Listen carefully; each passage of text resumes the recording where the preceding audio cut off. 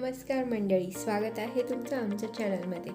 आज बनवूया फाफडा, गुजराती लोकांचा फेवरेट नाश्ता। तर तो कसा बनतो ते आपण आज पाहूया। त्यासाठी मी घेतले तेल, चवीनुसार मीठ, बेसन पीठ आणि ओवा। सगळ्यात आधी एका बाउलमध्ये मी 4 चमचे तेल ॲड करत आहे। आता त्यात मी 1 चुटकीभर हिंग ॲड केला आहे, कारण बेसनाचा पदार्थ आहे। आणि ओवा असा हातावर चोळून मग ॲड करू, त्याने ना ओव्याचा फ्लेवर वाढतो। आता चवीनुसार मीठ ॲड करत आहे। हा खाण्याचा सोडा आहे, हा आपल्याला 2 चुटकी टाकायचा आहे त्यात। आता हे मिश्रण आपल्याला व्यवस्थित मिक्स करून घ्यायचं आहे आणि यात मावेल असंच आपल्याला बेसन पीठ घालायचं आहे। त्यासाठी मी बेसन पिठाचे प्रमाण सांगितलं नाही। हे पहा, थोडं थोडं बेसन पीठ त्यात ॲड करत जायचं आहे। आपल्याला याचा एक घट्टसर असा गोळा बनवून घ्यायचा आहे। याच्यामध्ये हळद टाकायची गरज नाही। हे पहा, त्या तेलामध्ये जेवढं बेसन पीठ मावेल तेवढं बेसन पीठ मी त्यात ॲड करणार आहे। हे आपलं नॉर्मल खाण्याचं तेल आहे।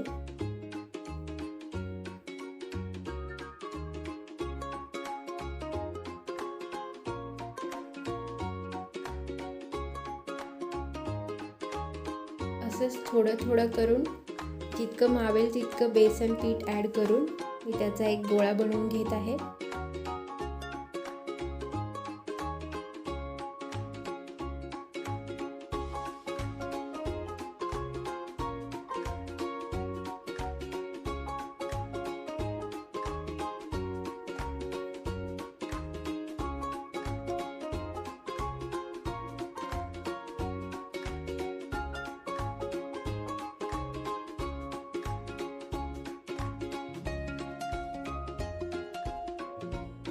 मला इथे 4 चमचे तेलासाठी जवळपास वाटीभर बेसन लागलं आहे।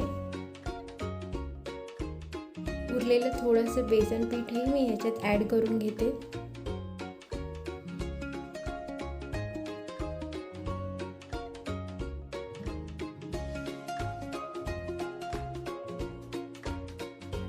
हे पहा, याचा असा छानसा गोळा आपल्याला तयार करून घ्यायचा आहे, घट्टसर असा।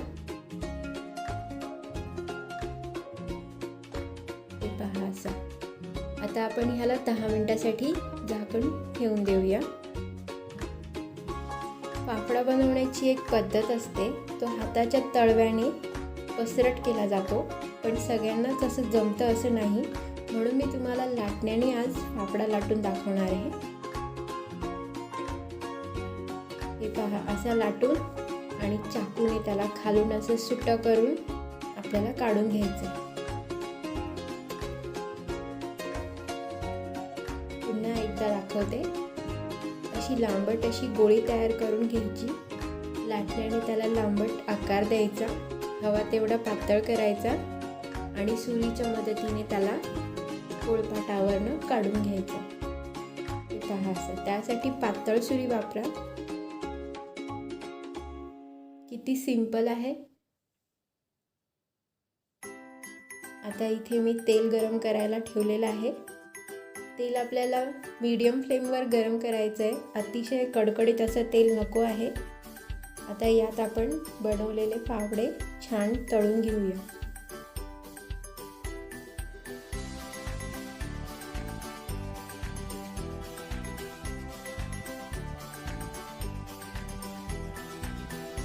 हलवाई लोक हाताच्या तळव्याने पसरट करून फाफडे बनवतात, पण सगळ्यांनाच ती पद्धत जमेल असं नाही, म्हणून मी तुमच्याबरोबर ही खूप सोपी पद्धत शेअर केली आहे।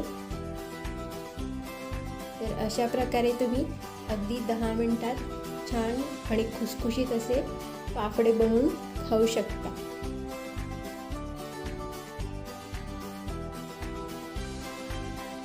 दोन्ही साईडनी याला व्यवस्थित आपल्याला तळून घ्यायचं आहे।